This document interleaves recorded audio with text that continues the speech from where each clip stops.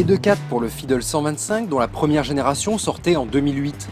Et il fait le plein d'évolutions notamment pratiques, coffre agrandi ou entre un gros casque modulable avec d'autres affaires, remplissage du réservoir au tablier et plus sous la selle avec un support malin pour poser le bouchon à vis, prise USB facile d'accès et des warnings à main droite.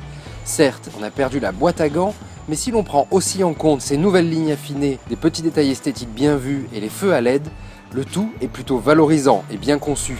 C'est Darty mon kiki.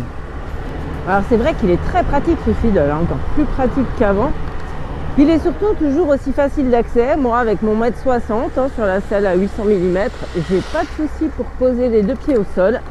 Et puis toujours ce vaste espace sur le plancher plat, ça c'est cool aussi. Je vois très bien un gros pack d'eau entre mes pieds. Alors, il a pris quelques kilos en évoluant. Il est un petit peu plus de 110 kg maintenant, mais bon, ça se sent pas vraiment. Il y a un très bon équilibre. Surtout que maintenant, le réservoir est sous le plancher, donc ça contribue à la centralisation des masses. Donc il est super maniable. Évidemment, on fait demi-tour dans un mouchoir de poche. Question stabilité, pas trop de soucis non plus, tant qu'on reste en ville. C'est vrai que les petites jantes de 12 pouces, c'est pas forcément ce qu'il y a de mieux pour aller sur voie rapide. J'avoue que sur les petits pavés ou les bouches d'égout ou les dodanes, les suspensions sont un petit peu sautillantes. Bon, ça pénalise pas trop la tenue de route aux vitesses urbaines. Bon, c'est vrai que le confort n'est pas non plus celui d'un pullman. La selle est vraiment moelleuse, donc ça compense. C'est quand même tout à fait possible de faire des petits trajets sur voie rapide, les autoroutes urbaines limitées à 90, parce qu'avec son nouveau moteur, on va un petit peu plus vite. Le Fiddle 2020 hérite en effet du monocylindre liquide Jet 14, plus performant que le précédent à air, bien sûr, et déjà Euro 5. Et cerise sur le gâteau, il dépose désormais de l'ABS à l'avant comme à l'arrière. J'ai pris même jusqu'à 117 compteur, qui fait un 105 GPS. Alors au démarrage, c'est pas celui qui est le plus vif, mais une fois qu'il est parti, il est parti. Il a des bonnes reprises, jusqu'à 70, 80. Il n'est pas trop bruyant en plus. C'est pas le plus silencieux, mais il n'est pas trop bruyant. Voilà, entre les fils, pas de problème. Donc quand on ne peut pas passer, on ne peut pas passer.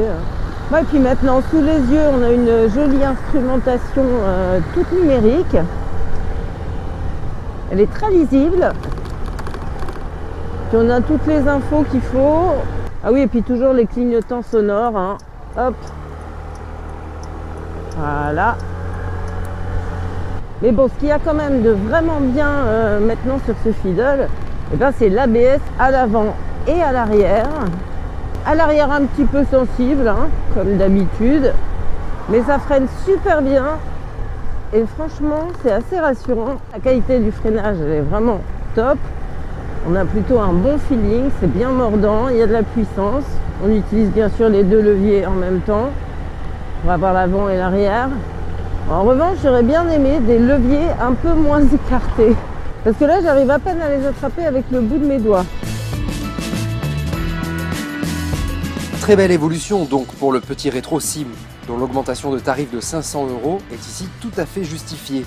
À 2699 €, il est toujours bien moins cher qu'une Vespa, et même que son concurrent direct, le Kymco Like ABS, à 3099 €, et il est garanti 5 ans.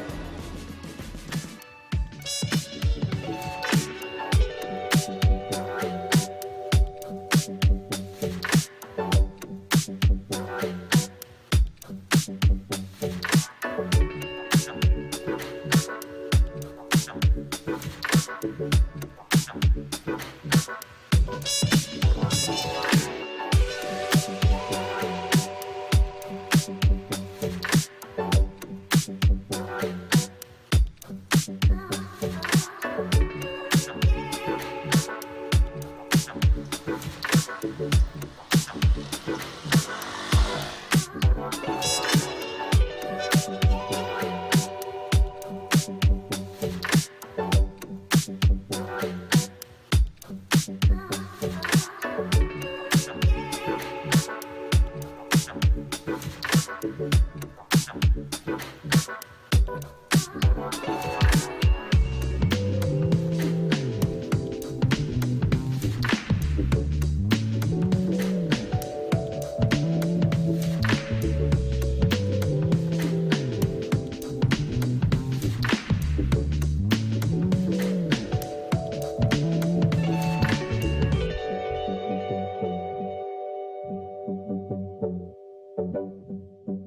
you.